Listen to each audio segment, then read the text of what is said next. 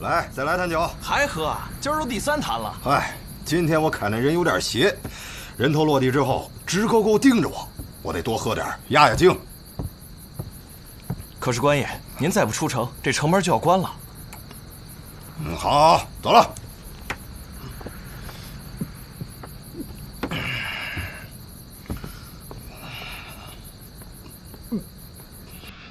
客官慢走啊，有空再来啊，客官。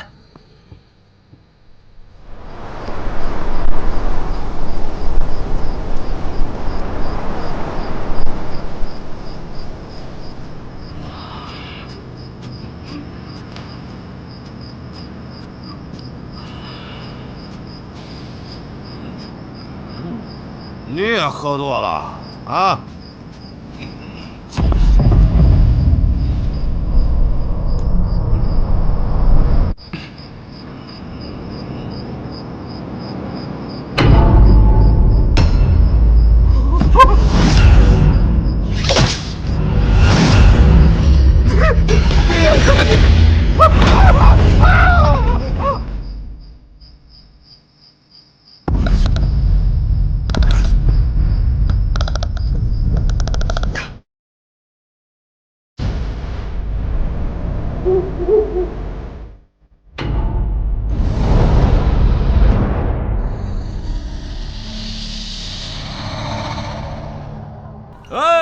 又香又脆的蒸饼，吃一个想2个了啊！快来买啊！蒸饼、胡麻饼都有啊。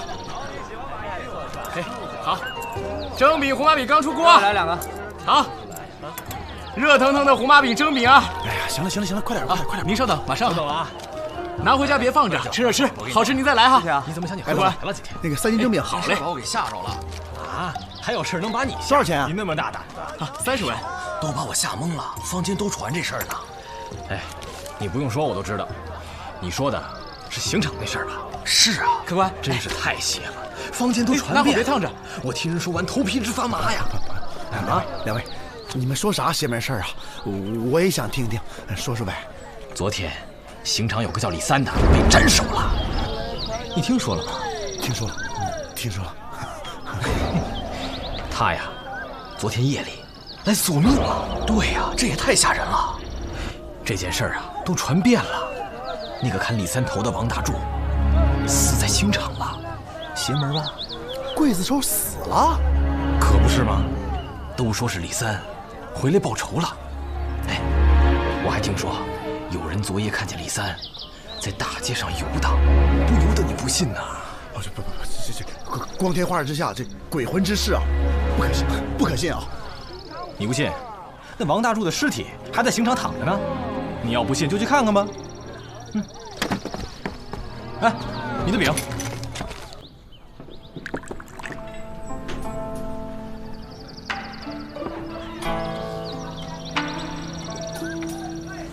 抓到了呢！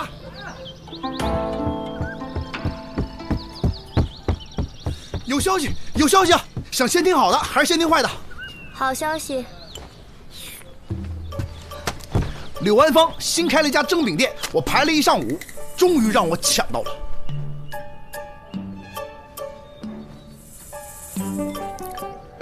怎么没反应？我一口都没舍得吃啊！你不是吃过了吗？哪儿看见的？葱。那坏消息呢？我在买饼的时候啊，听见有人说，昨天被斩首的那个李三儿夜里回来索命来了。被索命的那个刽子手啊，现在还在刑场躺着呢。哎，老大，还没吃呢，还没吃。哎，不是，今天中午加道菜啊，蒸饼，限量。四娘，给我留一块啊！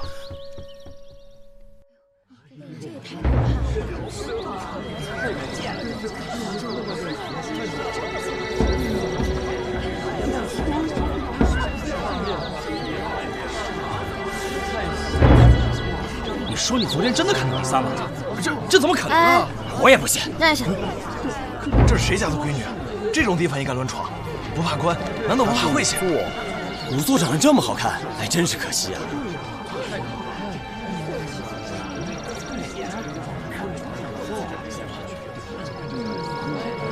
官人，什么？那尸体阴气太重，一个弱女子不宜太过接近。哼，那可不是弱女子。死者是被李三索了性命，尸体上很有可能沾着阴气，靠得太近，容易被恶灵缠身。一派胡言！一派胡言！你一派胡言！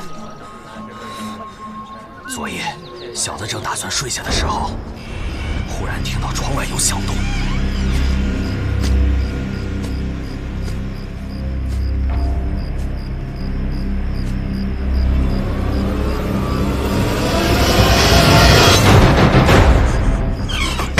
小的原本也不信这些神鬼之事，若不是昨夜亲眼见到李三在大街上游荡，有谁能相信把头缝上还能复活呀？站好了。死因已经很清楚了，尸体面目青紫，舌尖突出，而且脖颈处有明显的勒痕。勒痕？哎，让一下，让一下，让一下！哎，结果，哎呀，你看，真是大柱啊！怎么会这样？怎么了？这是大柱之妻呀。我们都是大柱的邻居，都是老街坊。我们听说他出了事儿，就都赶过来了。你把他先送回去吧。啊，好。走，闲杂人等，不宜再自救。都散了吧，没什么可看的。行了，走吧，走吧，散了。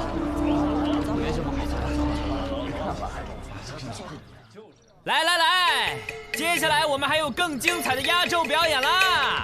走过路过不要错过，全长安独一份啦！哎，最近这事儿真挺多的，给我累的。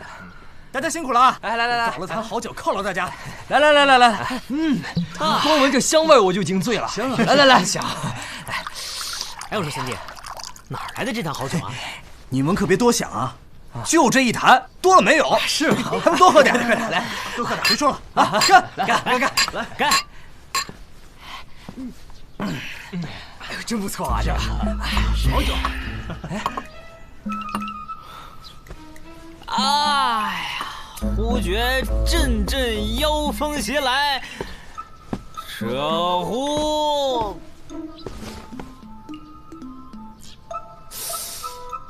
官爷，您这事业线很清晰啊。3坛，案子破了，酒就归你。 4坛。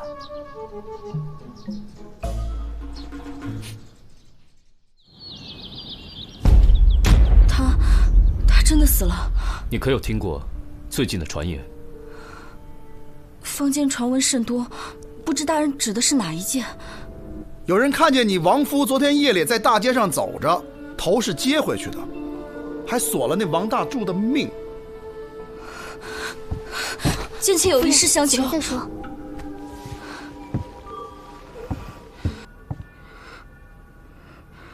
这事埋在我心中已久，可又不知道上哪儿说理去。实不相瞒，我家李郎是含冤而死啊！不知各位官人可曾听闻过沉香酒铺？知道。在附近小有名气，酒香而且便宜。真的？哪儿的？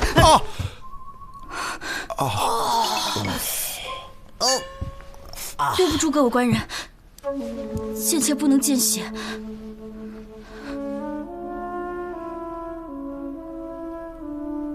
啊，还不把血擦了？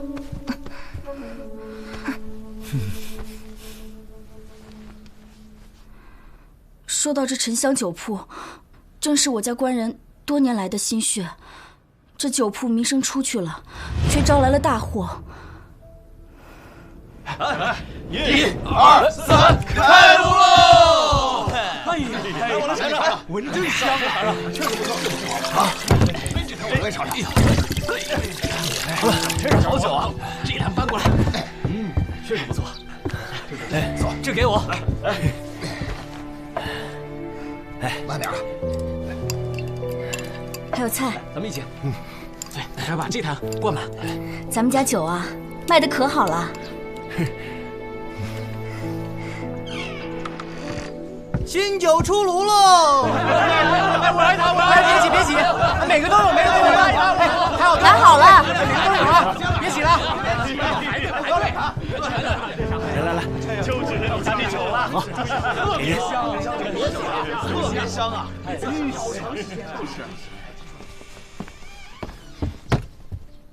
请问，这家酒铺的主人在吗？酒已售罄，不知公子找我何事啊？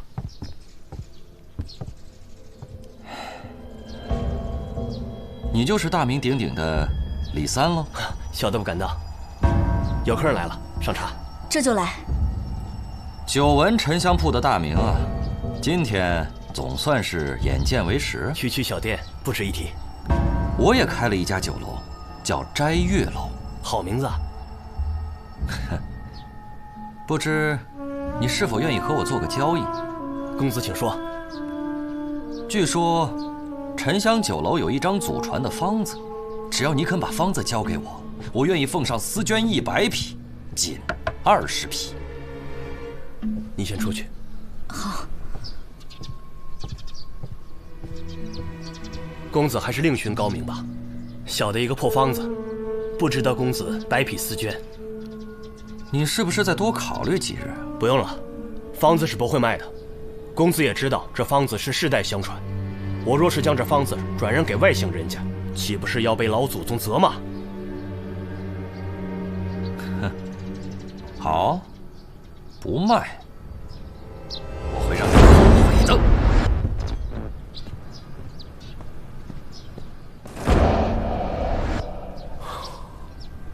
闪开！闪开！闪开！闪开！发生什么？干什么呀？这！开走！怎么还抓人？这是干什么呀？还卖什么酒？有人喝了这铺子里的酒，死了！啊！冤枉啊！我什么都不知道啊！走！冤枉啊！根本不可能！冤枉！是我们经常三郎！三郎！我看这里面没有毛病。李郎被打入大牢，酒铺也被查封了。现在人没了，铺子也垮了。那沉香酒铺的酒，可还有剩余啊？都在我家酒窖里。现在我家中还有几坛，正好。能不能拿过来？你想到了什么？没有啊，既然有好酒，不喝白不喝嘛。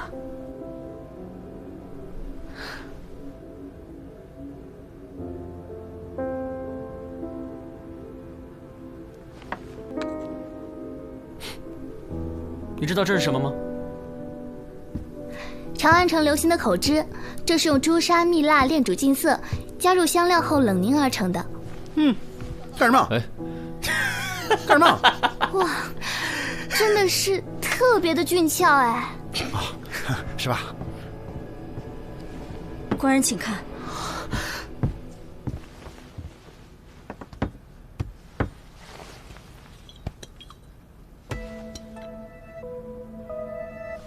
闻上去倒是好酒，不过是不是真的好酒？能喝上一杯就更好了。哎，这酒可喝死过人。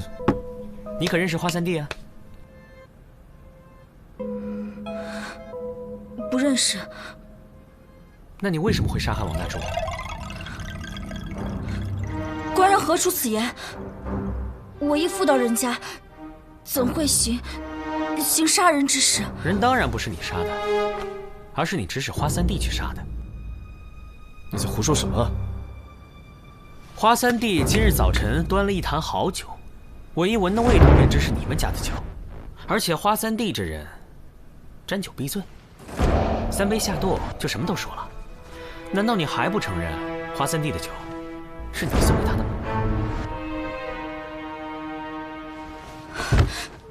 贱妾不应该骗官人，这酒的确是我赠予花三弟的，可是我从未指使他去杀害王大柱。这王大柱与我无冤无仇的，我怎么会？王大柱可是杀了你夫君的。如果我推测的没错的话，那日在街上出现的李三，也正是你让花三弟假扮的吧？你不甘心你的丈夫含冤而死，为了引起人们的议论，所以你就制造了死人复活的假象，好让官府重新介入调查。我说的这些都没错吧？官人说的句句属实，我实在没有办法才出此下策。可这王大柱的死与我并无关系，望官人明察，王官人明察啊！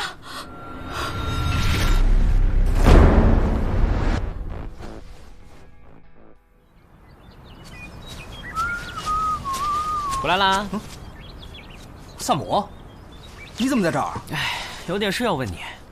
问吧，只要我知道。今天你给我们喝的酒哪儿来的？朋友送的。啊，什么朋友送的？有门路能搞的好酒，介绍我认识一下。这……难道你那位朋友是个女的，还是个有夫之妇？我算一下。这女的她丈夫姓李，对不对？你又知道了。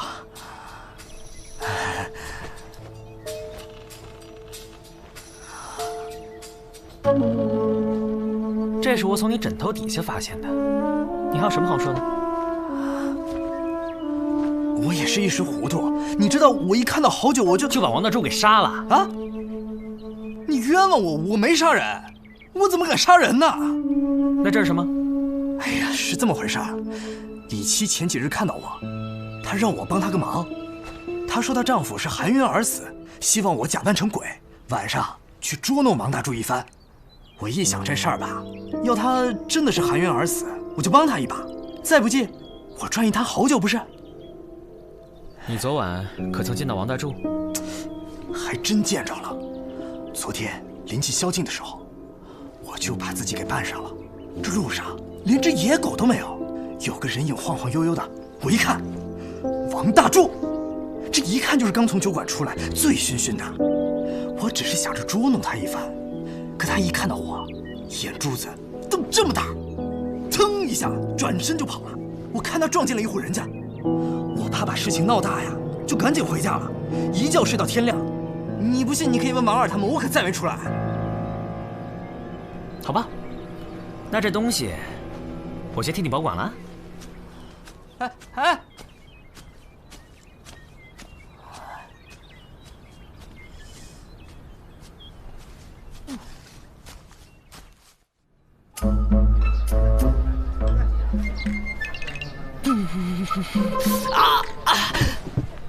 你在李三家又信口开河？哪有？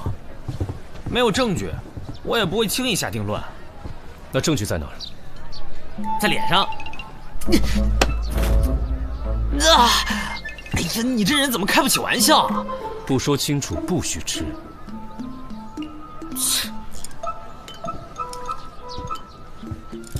来，拿筷子。你可还记得今日在李三家发现的口汁？这口汁是近日才在长安城里流行起来的，每次只需用指尖轻轻抹一层涂于唇上，便可让女子看起来娇艳动人。子苏，我说的没错吧？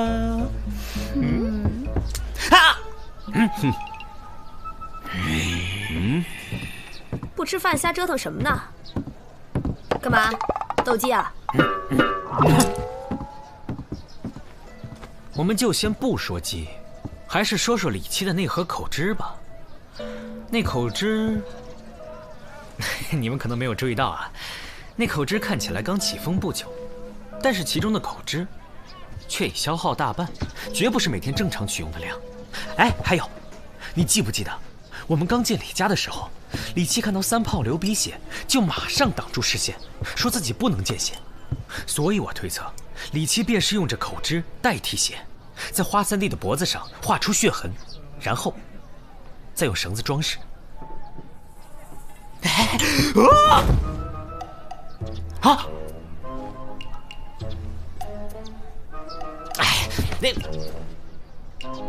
好，我今天在三弟家发现了一样东西，上面沾着口汁。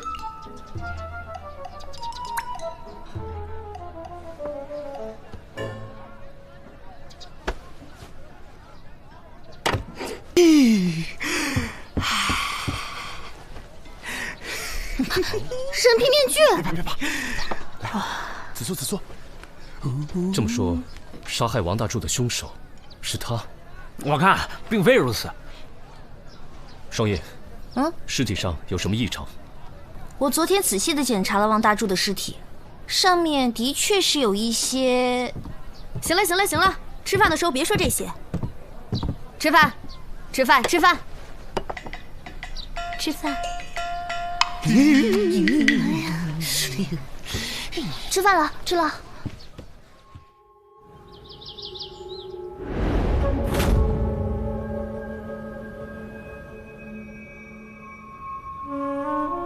可有什么发现？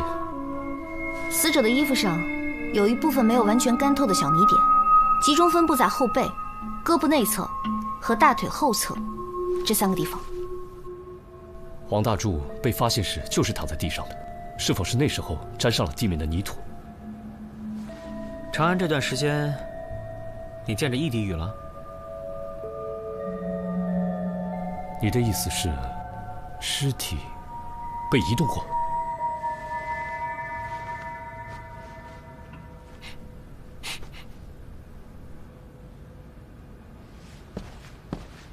不好了，王大柱的妻子死在了家中。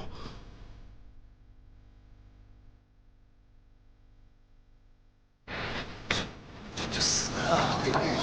再不是说死就死了。是啊，怎么突然就来气管了？人家都完了，这条线不正。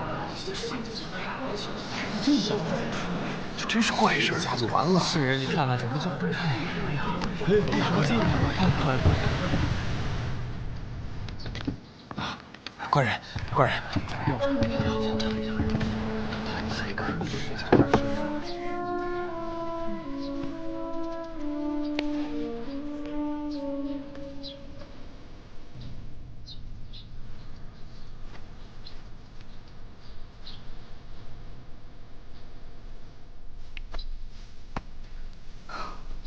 死者是砒霜中毒而死。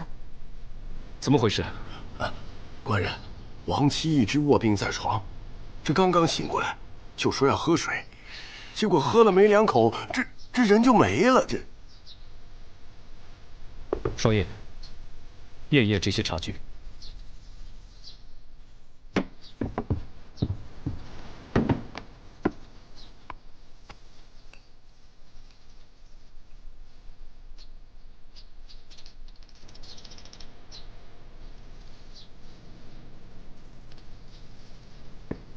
刚才他用的可是这个杯子。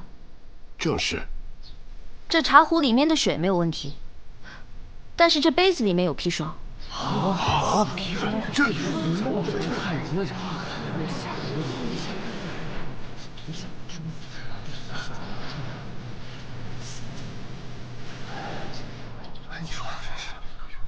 这刚刚是谁给他端的水？是他，赵丁。是的，不是官人，是我给王嫂端的水，可是我没下毒啊，官人。干什么？干什么？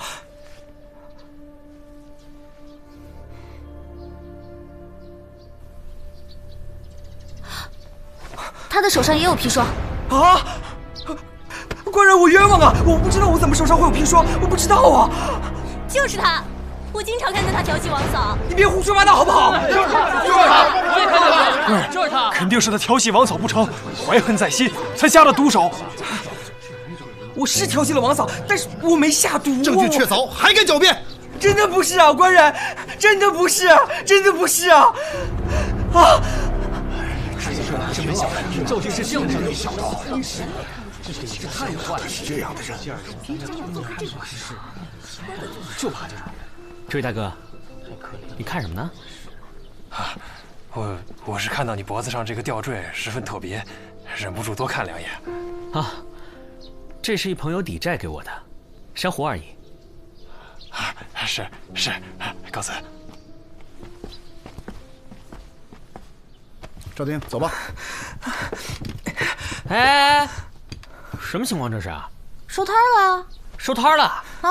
凶犯抓住了。可以啊，三胖，我就晚来一会儿，凶犯都抓到了。怎么死的？砒霜中毒，凶手把砒霜涂在了手上，趁着给王妻端水，把砒霜溶进了水里。我冤枉的，我不知道砒霜怎么会在我手上。带走。哎，等会儿，能不能让我跟他聊会儿？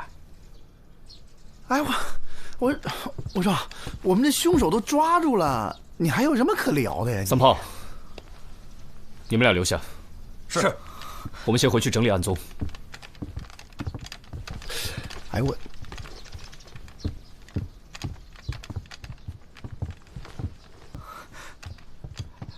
官人，我冤枉的，那砒霜不是我下的毒，不是我下的毒。坐。官人，让你坐你就坐。啊。刚刚有几个人？刚刚好多人啊！我是问你屋里有几个人？屋里边有刘芳、我、青姐和沈家小妹，还有老吴，5个人。那你说说，王琦死前都发生了什么？越详细越好。王嫂说想要喝水，我就去端水。我看到老吴在不停地擦着一个杯子。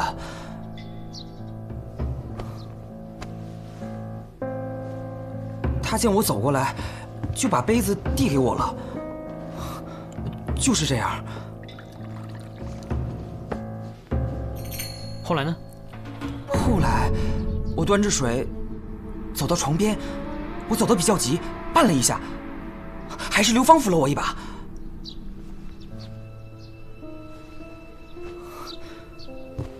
你说的这2个人，他们也住这附近？对，都是街坊。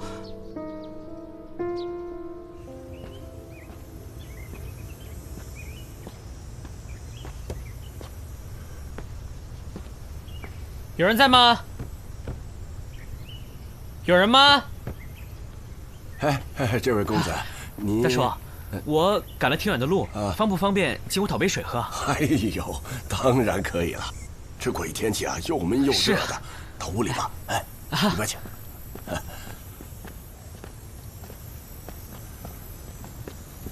麻烦了，大叔。哎，没关系。哎，对了，昨天晚上你可有听到什么动静啊？昨天晚上好像是听到了些声响。他老朽实在是太困了，就不曾起来查看。哎，喝水。哎呀，我这年纪大了，睡得早，只要一睡下就懒得起来。嘿，哎，大柱家发生的事儿啊，真是太邪门了。大叔啊，请问刘芳住在哪边啊？不好意思，打扰了。你这个院子还有个池塘啊，多雅致啊！官人见笑了，不过是地基下沉，下雨积水而成的烂泥塘。我这随便砌了砌，养点鱼什么的。哦，哎，对了，王大柱事发当晚，你在哪里啊？那晚我贪多了几杯，很早就睡了。那你有没有听到什么动静？哎呀，我这喝多了，睡得沉，没听到什么动静。官人，这案子不都结了吗？难道有什么变故？哎呀，能有什么变故？我呢就顺便来讨碗水喝，然后呢随便问2句啊。走了。哎，别送了啊。哎。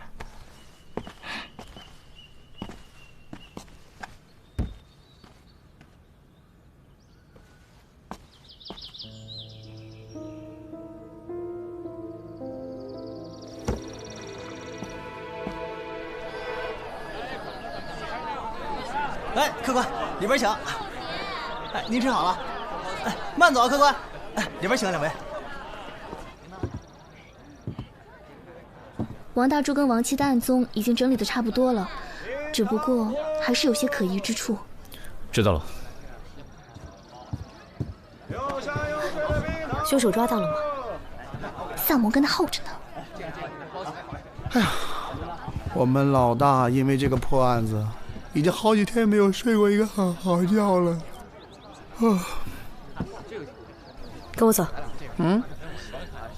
给你们老大准备点好吃的。赶紧的。我能吃吗？当然了。这案子现在还不能结。那你倒跟我说说，为什么不能结？真正的凶手另有其人。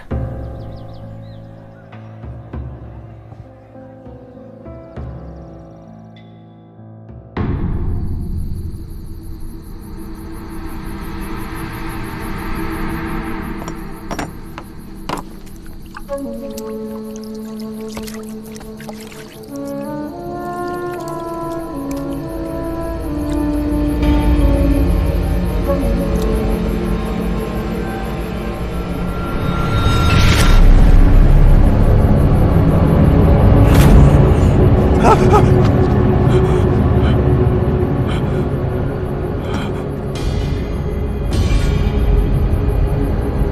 嫂，你别过来，别过来，别过来！我不是故意要杀你的，你走开，你走啊，走开，你走开，别过来，别过来！哎呦我去！哎呀，我说花三弟啊，你怎么回事啊？练的时候好好的，关键时候掉链子是不是？哎呀，那之前练得好好的，谁知道这儿有个坑啊？什么坑？什么坑？什么坑啊？你什么眼神啊你？哎，你不要怪我了好不好？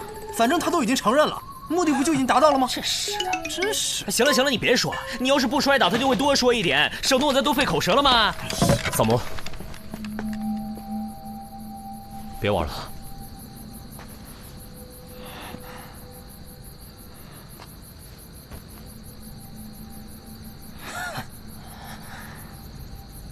你不是说案子已经结了吗？是，案子是结了，现在正式结案。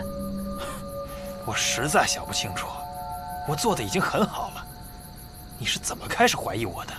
王七被杀当日，我来到王大柱家与你相遇，发现你盯着我的吊坠，两眼放光，说话时缩着身体，畏手畏脚，让我开始怀疑，你是一个行窃多年的惯犯。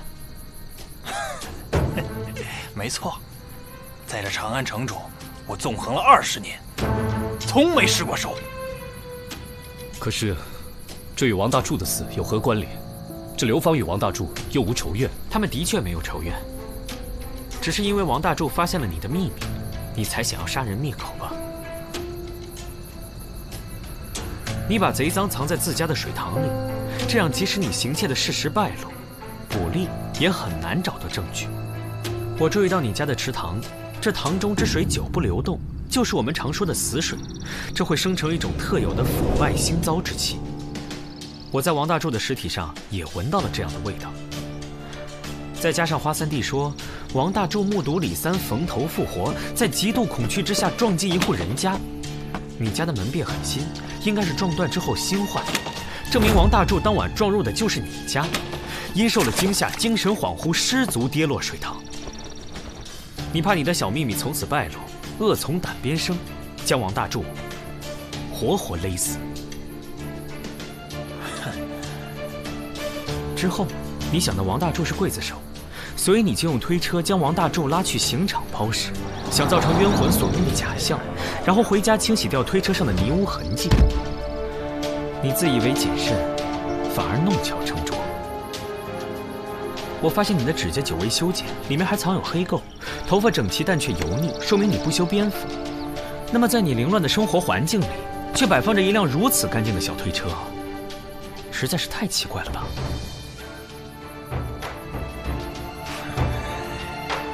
那天给你的那碗水太贵了。没错，他自己不长眼睛，看见了我在水塘里藏东西，我怎么可能让他活着？可是王琦是一个弱女子，你为什么还要残忍地杀害她？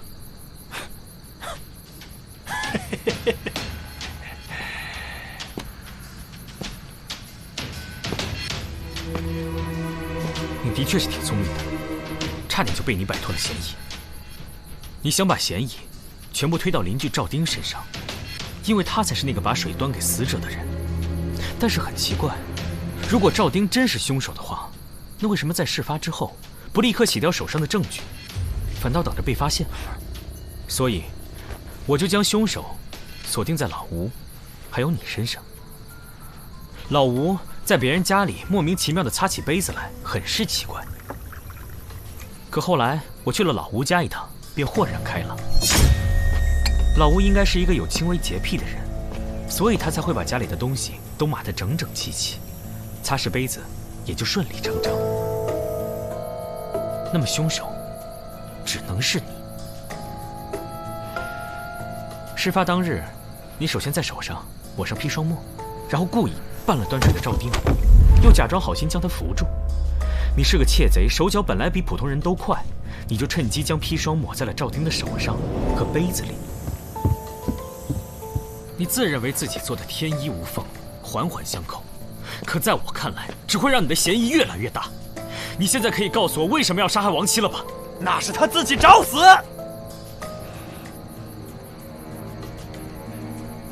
她丈夫死的当日，我为了不引起怀疑，我就跟几个邻居陪她去刑场。我特意把沾满泥污的鞋换掉，可她看到我以后夸我鞋干净。哼，这事儿吓得我眼皮跳了好几天。回来我就想，她必须得死，她死了我才心安。证据确凿，你还有什么话要说？既然你已经认罪，那就跟我们走吧。带走。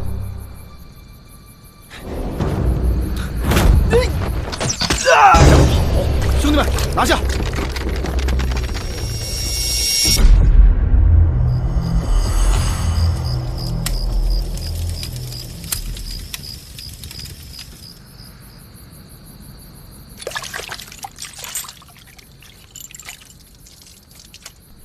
想什么呢？迦罗圣殿，为勇者居之；圣火清凉，为勇者御之。什么意思？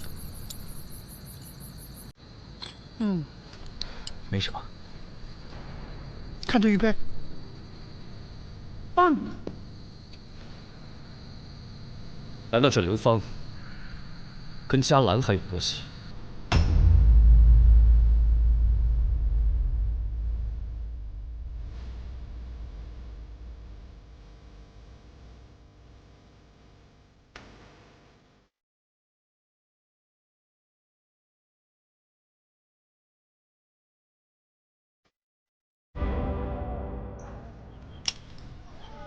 啊，元兄，嘿，你们听说了吗？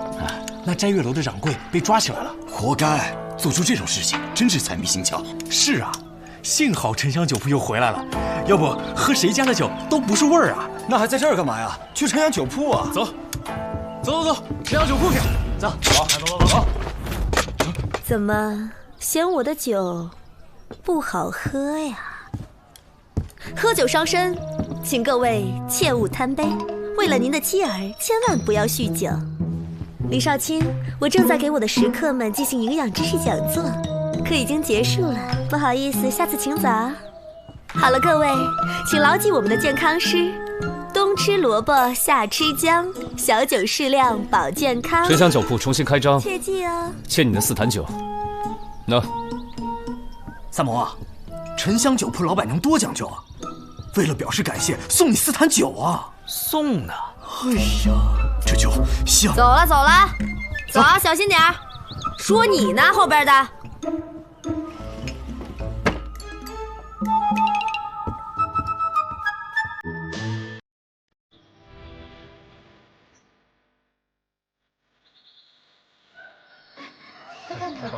真的中了，是我家公子，公子中了，真中了！这一好，他的日子可就好过了。公子啊，你聊这些可也是太好了，真的是。你看下面那个，是吧？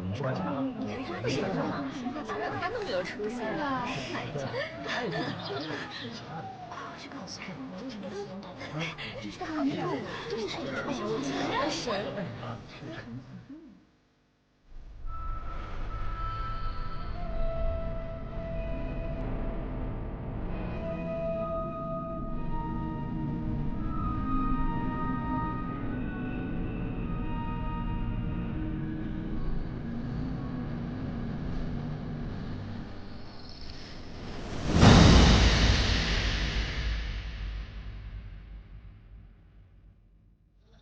公子，夫人叫您吃饭呢。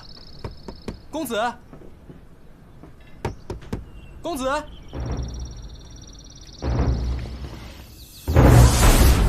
人呐！来人呐！不好了，公子他来人呐！不好了！我的儿啊！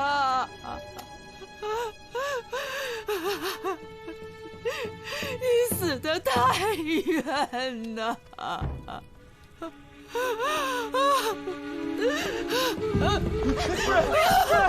夫人，使不得呀，夫人，夫人，夫人。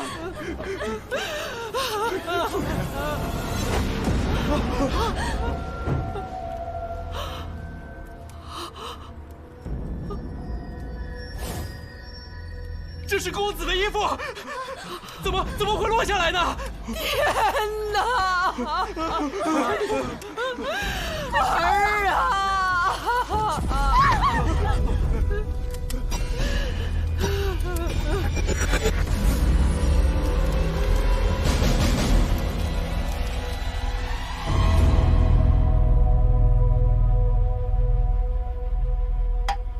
世时刀立铁，与无量香华，天衣诸影，供养释迦牟尼佛及地藏菩萨仪，一切众会俱付瞻礼，合掌而退。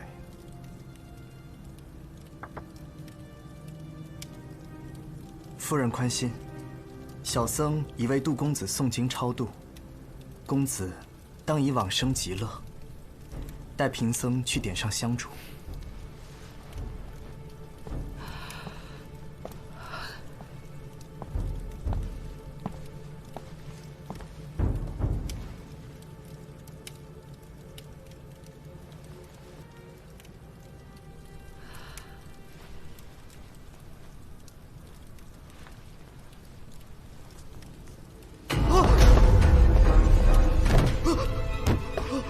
夫人，快来看看！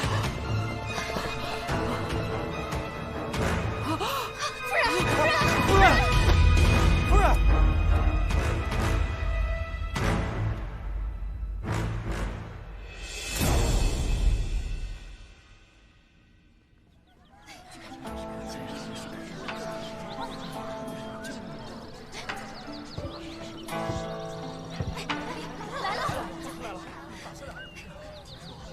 老规矩，前2位免费，后面不管多少位，算不准，一概不收钱。这位姑娘请坐。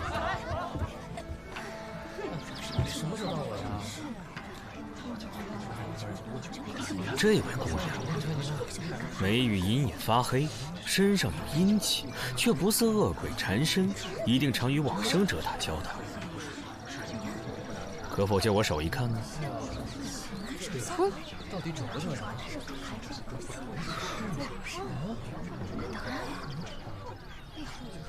你是仵作吧？我是个仵作。大师真是力传啊！太厉害！哎呀，这位姑娘月德生辉，红鸾星动，眉目中含羞带臊。姑娘此番可是来求姻缘吗？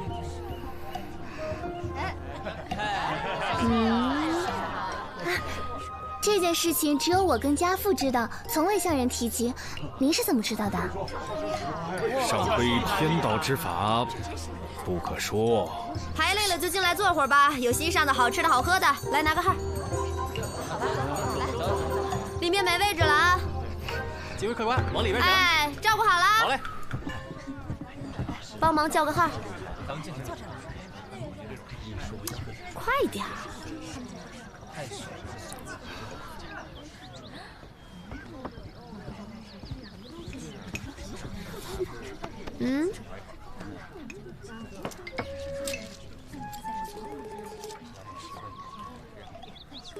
下一个。该。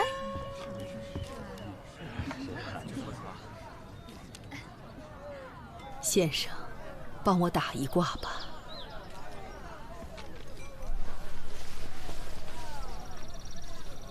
您是杜老夫人吧？是。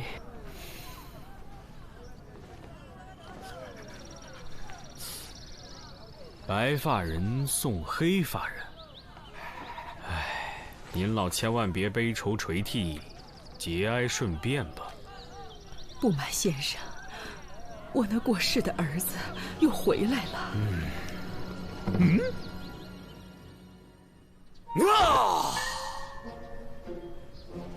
少妇玉女收摄不详，登山时列佩戴印章。头戴华盖，足涉魁罡，左扶6甲，右卫6丁，前有皇神，后有乐章，何神不服，何鬼敢当？急急如律令，急急如律令。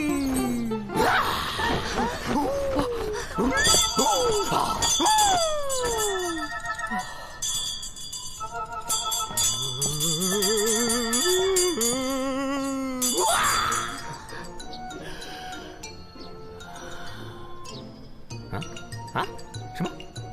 啊，好吧。什么？哎，这都是我分内的事，你安心走吧。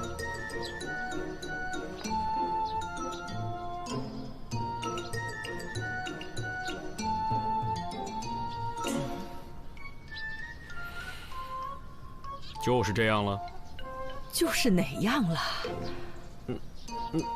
就是这样了。就是这样了。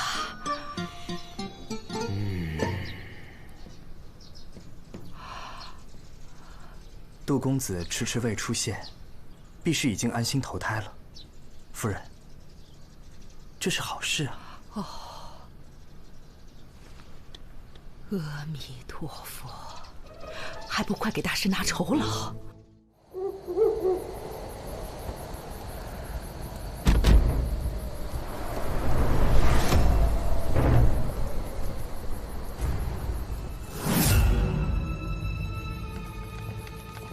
呀，紫苏妹妹，来得挺早的呀。紫苏姑娘，你骑马来的？我来的时候他就在这儿了，我看他一直在这徘徊。我猜，死者应该是他的主人，尸体就在后面。啊！死者的身份确认了吗？死者叫李牧，跟那个杜成一样，今年同是考生，而且都中了解元。紫苏，我看一下。我们在死者身上发现一块绢帛，上书2句血诗。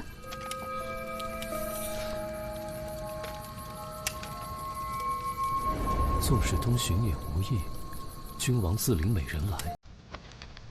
这不过是凶手的障眼法，为了混淆视听罢了。这样就可以把一切罪责都推给鬼魂了。但我查看过这2人的考试记录，水平相差甚远。啊？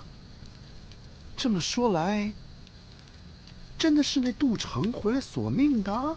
实际情况是，这个李牧作答相当漂亮，反倒是那个杜成全篇离题千里，2人之间根本不可能存在抄袭现象。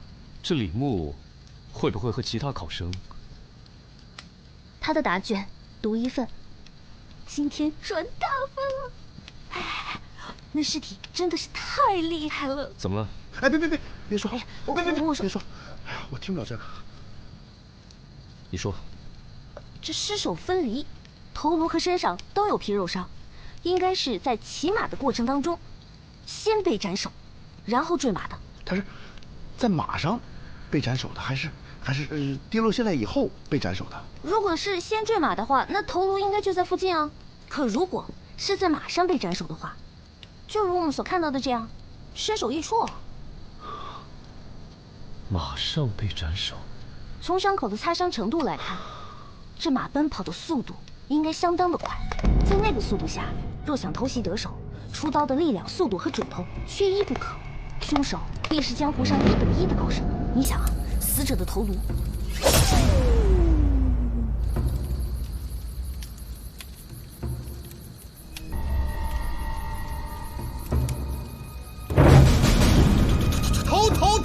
头！啊！紫苏，快跑！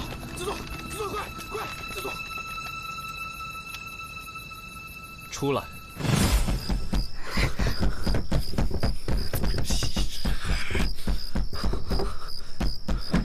大晚上的不请自来，什么意思？你千万别怕啊！有我呢！我告诉你啊，所有的鬼都怕我，放心好了。怎么了，你们2个？我真见鬼了！死去的书生回来索命来了，死人的头擦飞出好几丈远。紫苏别怕，就在你们隔壁的南小街。好了，喝口酒压压惊。喝口茶定定神。你的酒，三炮。紫苏妹妹，你的茶。我去睡了，走的时候把门带上。干嘛？贪收费。知道了。这茶，一杯茶，一杯酒啊。四娘，你家的茶好辣。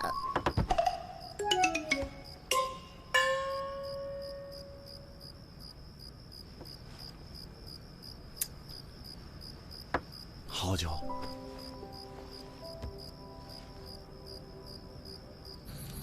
出来。小的是李牧家的家丁。今天夜里，你可有发现什么异常没有？小的早早就伺候公子睡了，可是后半夜听到公子的房间里有响动，接着公子就跑出门，径直走到马圈，骑着马就冲出去了。公子好像魔怔了一样，小的还听他不停地喊着什么“冤魂索命”啊！公子真的是被恶鬼缠身了。你家附近就只有这一条小路吗？啊！你在上面干嘛？你管我？我登高望远，思路比较开阔。我问你，死者生前可与同住宣阳坊的杜成认识？我们家公子跟杜成是同窗，曾经拜在一个先生门下，不过这也都是3年前的事儿了。那这3年间，他们之间来往的多吗？以前时常一起吟诗作对，后来也不知道咋回事，来往就不多了。哎，胡闹！这位李介元平时出门喜欢坐车还是骑马呀？平日都是骑马。我们家公子骑术了得，我们啊早就劝他别骑太快，没成想，绝了！你看这颈部的切口，也太过整齐了吧？估计啊，这次这个凶手你肯定打不过了。什么意思？你看这个切面多漂亮啊！别说在马上，就是死者站着任由你砍，你能做到吗？这个人力大无比，他可真是一刀下去。能一刀取人首级者，能有几人？既然死者是在马上被斩首，说明这个凶手的身长恐怕也异于常人呢。夜叉在世也不过如此了吧？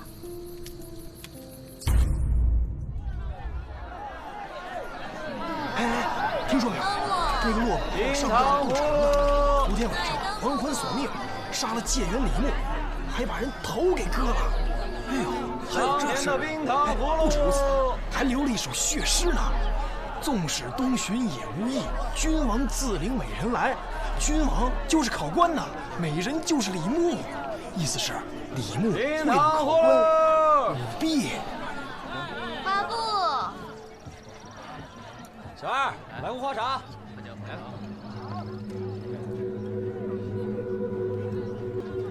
哎，客官，说是在。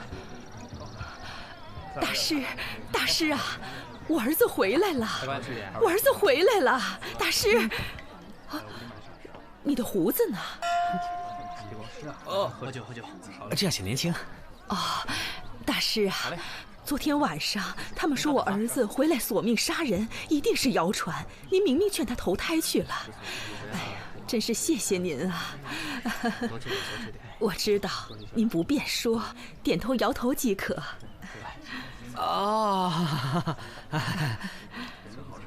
他绝对不会现身的，我估计已经转世了，没准都出生了。好啊，太好了！愿他生在富贵人家，少吃些苦。多谢先生了，这是给先生的报酬。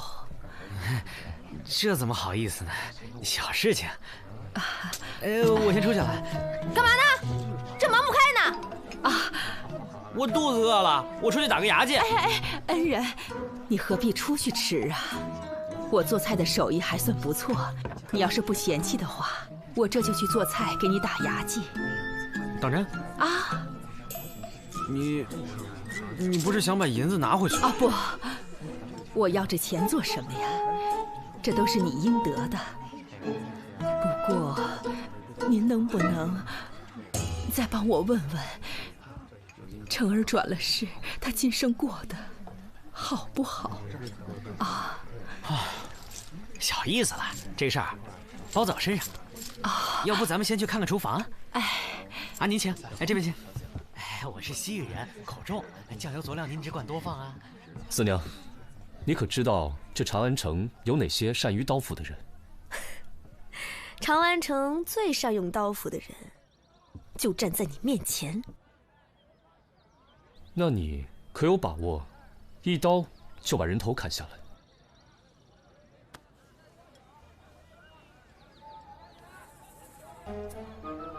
啊！干什么？我就是让你看看，我这是吹弹可破的肌肤，还是硬邦邦的铁疙瘩。我要是能一刀斩断人头，我就去刑场了。我还在这儿干嘛？刚才已经都打探过了。昨天夜里啊，长安城里那几个刽子手都在一起喝酒，在畅谈那个如何能让人死得更愉悦。四娘，最近长安城里有没有什么外来的能人异士啊？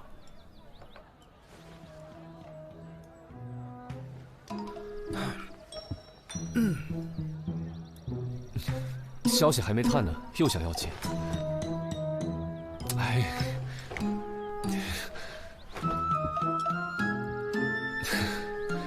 好吧。老板娘，老板娘，有黄酒吗？我腌肉用。没有。有的，有的，我去拿。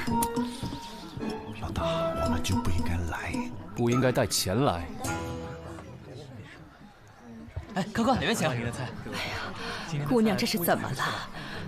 小二，没事。喝醉了，怎么叫也叫不起来。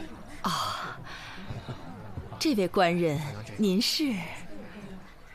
大理寺少卿李治。二位客官慢走。你可知道你儿子跟李牧的关系？以前成儿和李介元是同窗。近日他们有无局语？这个老身就不知道了。你这次是来探案，不是跳大神的。哎，知道了，知道了啊。几位官爷，慢慢看吧。要没什么事儿，小的先行告退了。去吧。啊，等等，啊，去把那些显字的纸钱拿给我。好。不是，老大，我突然好热啊，我出去凉快凉快啊。站着。不是我吧，我三炮啊，上房。好嘞。哎，你去哪儿？上房啊。这儿。这是怎么了？看看这火盆的上方，这梁上有没有铁环之类的东西？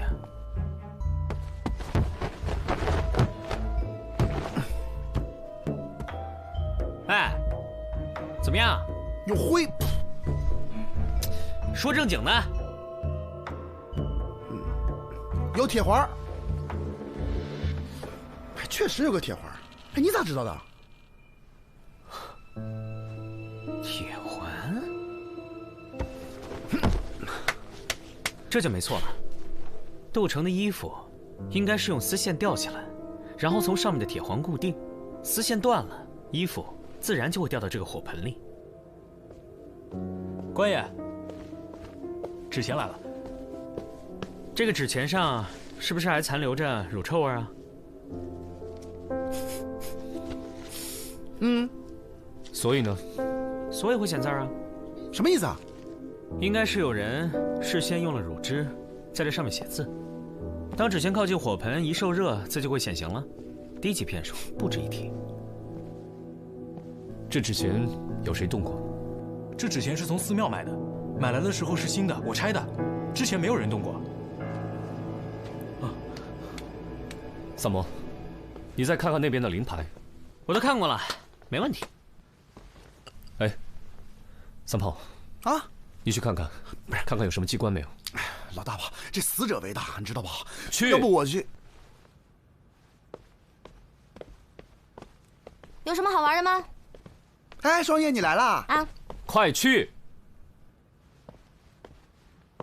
四娘让我来告诉你们，她那边收到了风声，说长乐坊东顺大赌庄最近新招了2个力大无比的高人保镖，身长9尺，哇，9尺。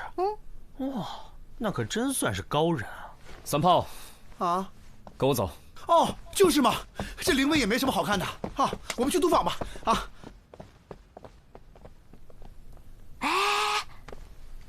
这书生我能去玩会儿吗？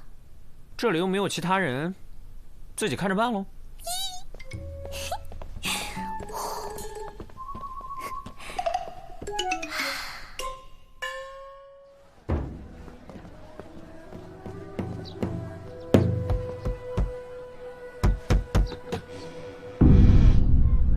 搞啥子嘞？我们是大理寺的，听说贵赌庄新来了2个西域保镖，请二位出来相见。哎，你敢让我们老大吃闭门羹？你什么意思啊你？三炮，上！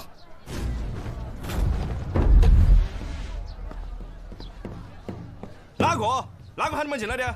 不是活了噻？干啥子？啊！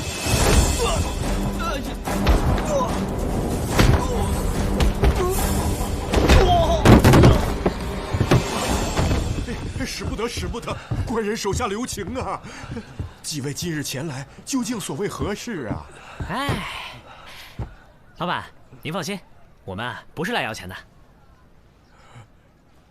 把那2个西域保镖叫出来问话。还请少侠高抬贵手，那2个保镖是小人捏造的，本庄并没有这2号人物。不是，那你编的瞎话干嘛？只因本庄近期经营不善，赔钱太多，实在是拿不出钱来呀。为保平安，方才出此下策。几位官人明察呀，小的绝无恶意，只是借保镖的说辞来震慑那些别有用心之徒啊。把你们庄内武功最高之人叫出来问话。就是他。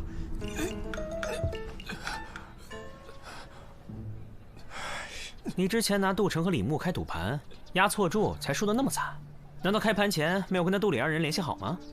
哎呀，官人们呐，这次小的是当真没有联系过那2人。但我在开局前呢，把2人的诗作找来对比，确认那杜成的才华远非李牧所能及，所以我就特地做了一番挑选，在李牧的作品中差中选优，杜成的作品中呢就优中选差，然后供投注者对比参看。所以，你误导赌客们投注李牧，却没想到李牧会中解元。是啊，谁料到那李牧竟然事先买通了考官，提前得到了考题。那李牧为了铲除进题杜成，就假作好意，告诉了杜成错误的题目，那杜成才遗憾落选呢。我问你，你当真觉得，如果凭实力的话，杜成能赢过李牧？小的以性命担保，那杜成才华盖世，李牧绝非对手。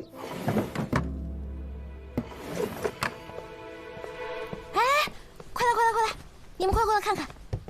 哎，快点！怎么样，有发现吗？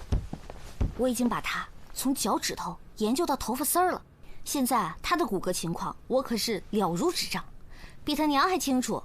只可惜啊，他们家的家仆碍手碍脚的，非不让我把他给剖了。你别裹乱了。哎，老大，我这没什么发现，就发现一卷风筝线，但是没发现风筝啊。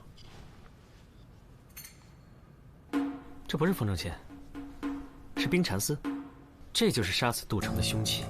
什么？冰蚕丝来自于西域，极其坚韧锋利。我在那条小路的树上也发现了冰蚕丝的勒痕，树上冰蚕丝的勒痕位置很高，寻常人从树下走过不易被发现，但骑马就完全不同了。这位凶手先是深夜潜入李牧家中，假扮杜成还魂。李牧心中有鬼，所以才会慌不择路的骑马离开。而他家门口只有这么一条小路，他身上的擦伤证明他当时骑速极快。经过那棵树时，李牧的头颈被冰蚕丝瞬间割断。我安排3炮暗中搜查几位当事人的房间，有了物证，再想查真凶，自然就易如反掌了。那真凶就是杜老太太啊！当初她到我们店里找萨摩算命，目的是为了让我们把一切都往鬼魂夺命上想。这些显字的纸钱也是她之前预备好的。她利用丝线把衣服吊起来，衣服就会掉下来。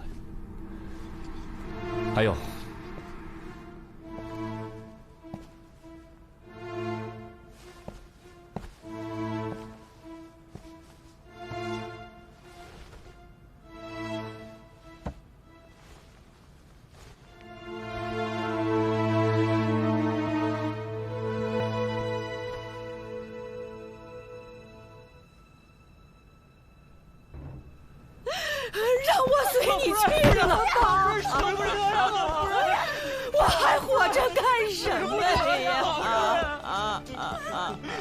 杜老太趁人不备拔掉了护霜，是衣服掉了。之所以怀疑她，是因为当时只有她一个人靠近过这根柱子。这个杜老太看似手无缚鸡之力，若不是发现这卷冰蚕丝，我也不会怀疑到她的身上。不是，老大，这不应该吧？那你说这杜老太太图啥？等等，快来看我家程程。程程？哇，这尸体太带劲了！你就可劲儿折腾吧。你看他颈部的勒痕，好赞吧？杜城是有什么自己儿子啊？他们说是白灵。哦。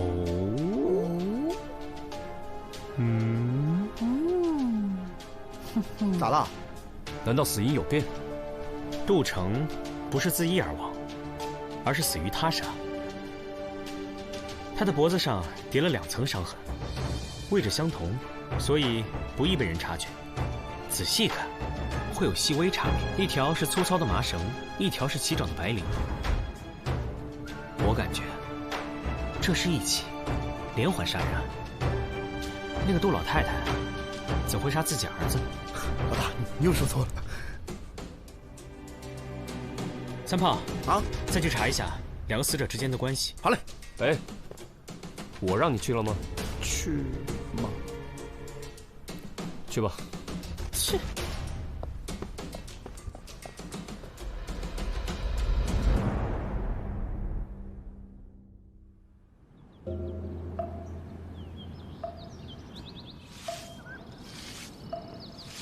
那杜老太有杀人动机，却没有作案时间。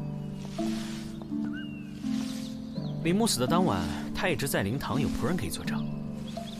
哎，小师傅，跟您打听个人，你们这个寺里有没有一个干净的师傅？干净的师傅，就是整洁的师傅。师傅，我们是问之前被杜家请去超度的那位师傅。哦。2位施主是找净放师兄吧？请随我来。干净、整洁。师傅，我们这是去哪儿？去藏经阁。净放师兄在藏经阁受罚抄经书。啊？他为什么受罚？我们觉得也很奇怪。净放师兄一向脾气都很好，但是就在前几日，因丢了扫把，跟师弟动起了手，这不就被受罚到藏经阁抄经书了。每日下午都去，估计得抄半个月。2位施主，这边请。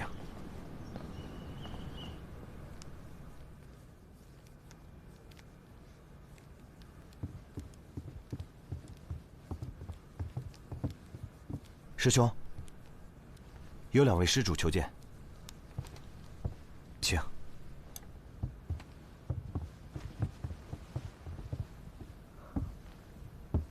阿弥陀佛。净放师傅，我们呢正在调查一起谋杀案。哦，前几日我们在杜家见过的。你是那日招魂做法的术士？没错。能不能给我讲一下那天你在杜家看到的情形？贫僧走进灵牌的时候，听到有细碎的声响。起初只顾着燃烛，并没有在意。后来那声音越来越快，越来越急促。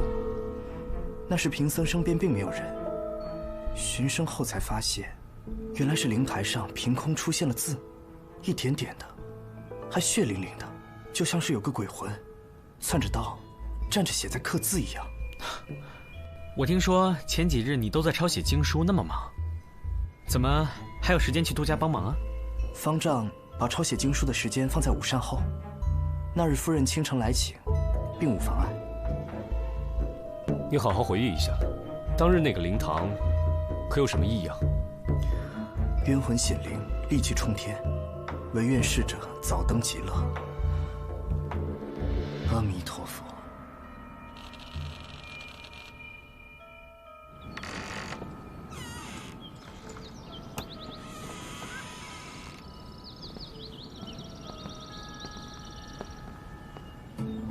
告辞。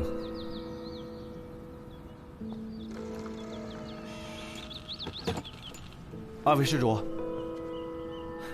，2位施主，外边有人找你们。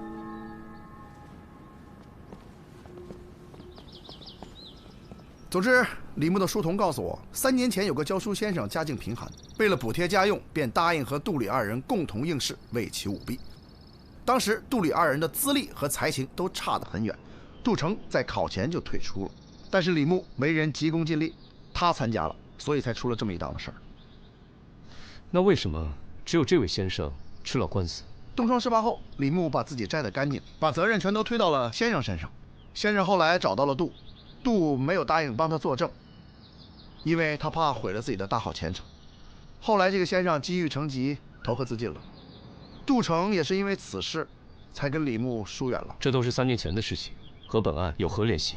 他先生是死了，但是先生留了一个儿子，现在已成了孤儿。也就是说，如果这孩子还活着，为父报仇也说得过去。我们去找子苏吧，让他查查当年的卷宗，看还能不能找到这孤儿的下落。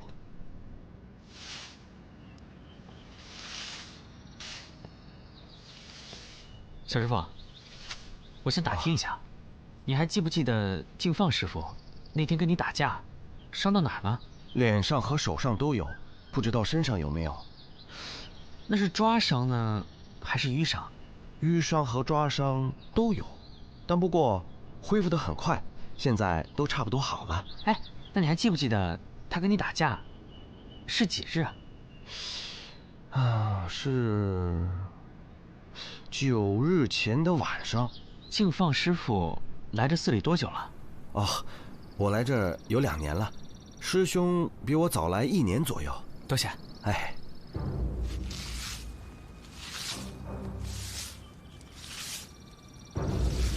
我们可以去逮捕敬放了。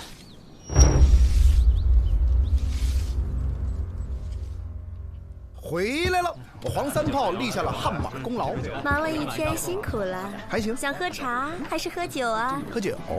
没问题。你呢？酒。好，咱们喝酒。子苏呢？喝多了，楼上歇着呢。咦，杜老太太去哪儿了？在这待了1天，回去休息了。回去了？她不是答应要给我做好吃的吗？她不给你做好吃的，我给你做好吃的呀。你怎么，给你点颜色你就开胭脂布是吧？赶紧跟我说说案子。包子，卖包子。从线索到底，敬放就是教书先生的姑子，也正是他杀了杜成和李介元，目的呢，当然是为父报仇。为什么？你没有把过程告诉我们呀？跟不上你的节奏啊？为什么？首先呢，我观察到，敬放在抄经书的时候是一个左撇子，而藏经阁的大门呢是双开大门，需要用2只手的手掌同时给门打开。但是敬放师傅不是，而是选择了用右手推开右门，再用右手推开左门。这是为什么呢？因为在他左边的手掌心当中有伤，而这伤是他对李牧行凶时使用冰蚕丝所致。即使他在手上缠了好多布作为防护，还是被冰蚕丝勒出了伤口。逮捕他时，果然在他的掌心发现了又细又深的伤口。那为什么要查他们打架的时间呢？这就是他聪明的地方。他突然转性，去跟小师弟打架，正是为了要掩盖他脸上和手上本来就有了伤痕。他为了制造鬼魂杀人事件，首先用麻绳狠狠地将杜成勒死。可是他没有想到，他勒死杜成的时候，杜成会用尽全力挣扎，手会向后用力地乱抓。因此他在故意伪造了杜成自杀的现场之后，趁着夜晚看不清楚，故意找茬，与急性子的小师弟打斗，只为了用新伤掩盖旧伤。我去问过那小僧人，他们打斗那一天正是杜成死的当晚，因此才确定了敬放的犯罪事实。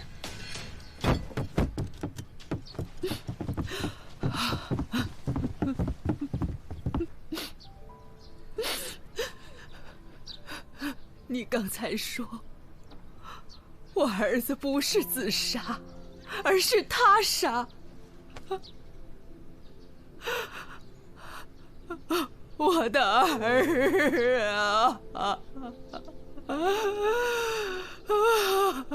如此说来，这一切都是敬放设计好的。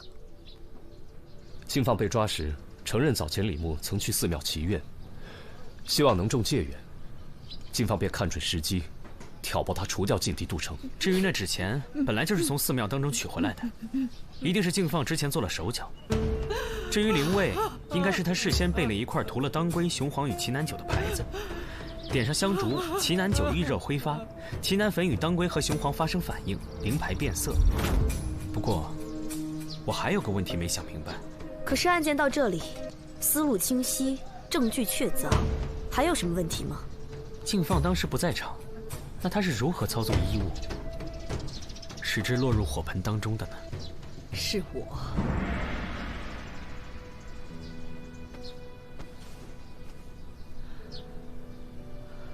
成儿走了以后，敬放找到我，表明了身份。他还告诉我，成儿并非落榜自缢，而是被李牧所害。我当时听了，心里绞痛难忍，便答应和他一起谋害李牧。我初次到这里来求你们做法，也是他授意的。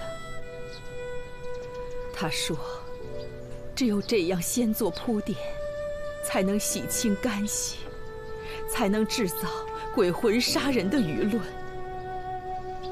设计纸钱、衣服，还有特别请敬放来做法，都是为了让大家误以为是成儿还魂，扰乱视听，以便洗清我们的嫌疑。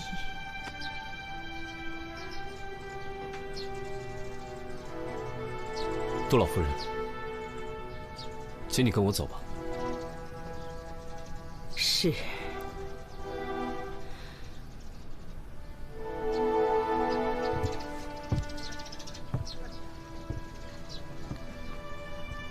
这坛酒送给紫苏姑娘。杜老太太，紫苏姑娘不能喝酒，她昨晚喝了一口，到现在都没醒呢。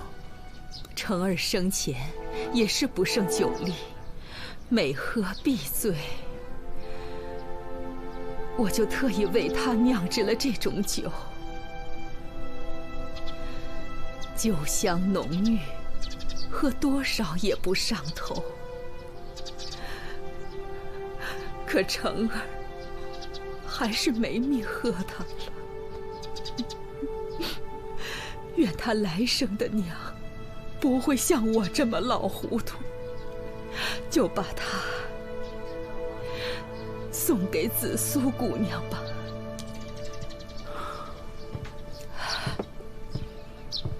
等等，他有苦衷，又是从犯。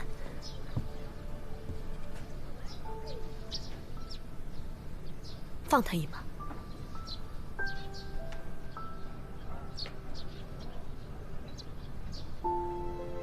他若以合谋论处，难逃死刑，但他也是受人所骗，或许可以从轻处置。李治，姑娘，费心了。重判也好，轻处也罢，终不过是拖着这把老骨头了此残生而已。